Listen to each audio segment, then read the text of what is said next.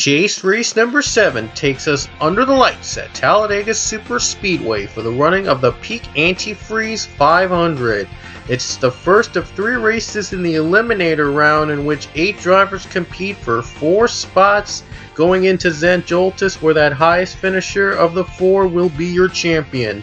But right now the round begins with 8 drivers in the chase vying for those 4 spots. On the pole was the 22 Jasmine Acosta, but Stephen Pollard III would challenge her for the lead. A big puff of smoke in the back, that represents cars wrecking out, and it's because the reason you saw that puff of smoke in the back is because there's a limit of how many cars it could be shown on at once on a replay like this, so that the game could keep going without any little lag. Well, I still get lag, but this is the best it could be, if it goes really fast.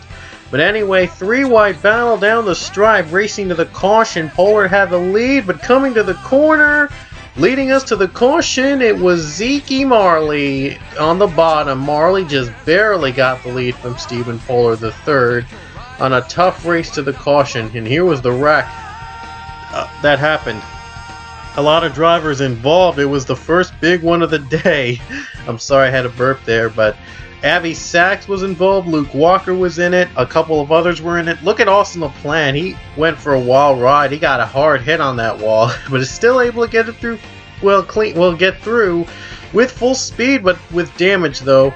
But anyway, on the restart, Marley would lead us back to the restart after taking it away on the final corner. That corner is going to be tough, so hopefully a lot of racing will be happening here tonight at Talladega. It's rare to see an under the lights race here at Talladega. Well, they have lights, but in real life they don't race under the lights for some reason. It would have been fun though in real life, but here we are doing it in NR Town 3 world. But anyway, 3-wide battle between for the lead, Stephen Pollard III and Dion Scott. Dion Scott going on the bottom. The number 2 car goes for the lead in an otherwise really bad season for Dion Scott. He's trying to end it with a positive, with a win in his return to the PCS. And now it's the first time he's gone a full-time ride. Now he's trying to return it with a win. But here comes Chaser Kyle Collins. He's still competing in the chase. He's still wanting to get into the Final 4. And if one of the chasers win, that chaser will get into the Final 4. Will punch his or her ticket to the Final 4. But anyway, 4 wide in the back is Dion Scott still leading, and we start wrecking. First wreck near the same corner. Driver spinning. Oh no, another wreck in the middle of the pack. That's now 2 wrecks on this lap alone. Oh my goodness, they're racing really hard tonight. Oh boy, 4 wide, 3 wide still in the back. I really hope they don't wreck a 3rd time. Dion Scott pulling away. Oh no, they wreck a 3rd time. 3 wrecks on that lap alone. Unbelievable. But it is Talladega, you know. But anyway, Dion Scott's going to lead us to the caution. 4 survivors out of the entire lap of wrecks. And here's the first wreck, the second big one of the day, as we had a couple drivers involved. Ooh, Kate Culp got a hard hit on the back.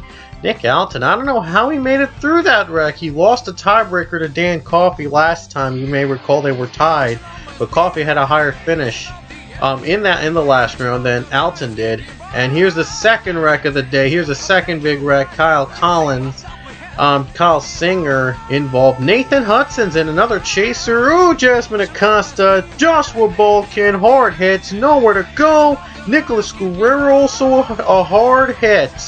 A lot of drivers taking hard hits on that caution. And now here's the 3rd and final wreck of the lap as Tony Green and the others. Oh boy, Green just went up for a spin. He went for a flip too. Ooh, a hard hit. Pichu just slammed into Chris Washer, and Washer goes for a little spin. Jacob Lawlor. Oh no, the 7 Isaiah Bernash got hit by Jacob Lawlor trying to avoid the incident. Wow, 3 wrecks on that caution period alone. Can you believe it? Anyway, just a few laps to go here on the restart as you see these cars trying to get the lead away. RJ Bishop, Mitchell Riggs, and Ian Dutta 3 wide for the lead. Ian Dutta is in the chase. If he wins, he's going to punch his ticket to the Final 4, but also trying to punch his ticket to the Final 4 is Benjamin Miles on top. Miles going on the high side though is not getting a preferred line. And now Connor Breton and Ian Dutta battling for the lead. 4 wide though, as RJ Bishop and Mitchell Riggs still trying to hang on, trying to battle for the lead. But, well, now it's down to 2 wide. Jordan Davis trying to get on the bottom to get the lead away. Ian Dutta, Connor Breton battling side by side. Riggs and Bishop still a little too close for comfort there for a second there. And here we are. This is what Talladega is all about. A lot of pack racing, a lot of drivers competing to win tonight. But anyway, looks like Ian Dutta might have a little bit of an advantage on the high side. Despite being on the high side, he still actually is a little faster than Connor Breton. And so he's using that chase experience to his advantage. With just 5 laps to go, anything can happen to Talladega though. Ian Dutta has finally cleared Connor Breton, even though he was on the high side throughout the entire run. And now Dutta has the lead. He's hoping to be in the driver's seat. If there's another caution, the race is over. He's pulling away a little bit from Breton, which is something you don't normally see at Talladega. You don't see a lot of that happening at Talladega. Oh man, you see a lot of wrecks though, as there is another wreck in the back, and that should be the race. That should end the race with them coming down to the stripe with 4 laps to go. Someone else just got high on the high there, but well, I guess that was a save. We'll look back at that later. But coming to the caution, it looks like Connor Breton's not going to have enough time to catch up to Ian Dutta. And Ian Dutta, bearing any mechanical problems under caution, is going to win here at Talladega and lock himself into the Final 4. The last time a chase driver won a chase race was way back in Season 10, I think. Alex Pedro won the championship actually while winning a chase race, and here was the wreck ahead in the back. Jordan Davis made it through. Oh my goodness, Leah Walker got high there. He nearly got a wreck with Angel Navarro, but was able to save it. But coming off the final corner, Ian Dutta becomes the first chaser to win in 3 seasons a chase race. He wins here at Talladega and will advance over to the next round to compete for the championship, the Final 4 at Zandvoort, so he doesn't have to worry about where he finishes in the next 2 races. He wins at Talladega and automatically will advance over to the Final 4 at Zandvoort.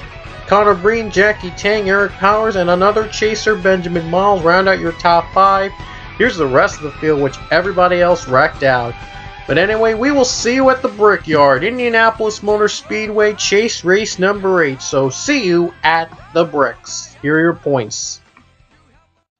Before we go, we're showing you the point standings right now, but I just want to get this out of the way. Lately, my commentary has been ahead of the video itself. Every time when I try to stop it at the exact time that the video ended after recording my voice, it goes ahead by a few seconds for some reason, and I have to slow down the standings just to get the audio to catch up with the video, and it would be a spoiler to the video itself. So I apologize for that. I've found this problem lately. I don't know why it's happening right now, but I will have to try something else for the next races to make it working again, make the commentary working up to par again. So I do apologize if the audio was ahead of the race itself, but it's been a problem lately, and I'm going to try to fix it in the next race. So here are chase point standings right here. We will see you guys in Indianapolis.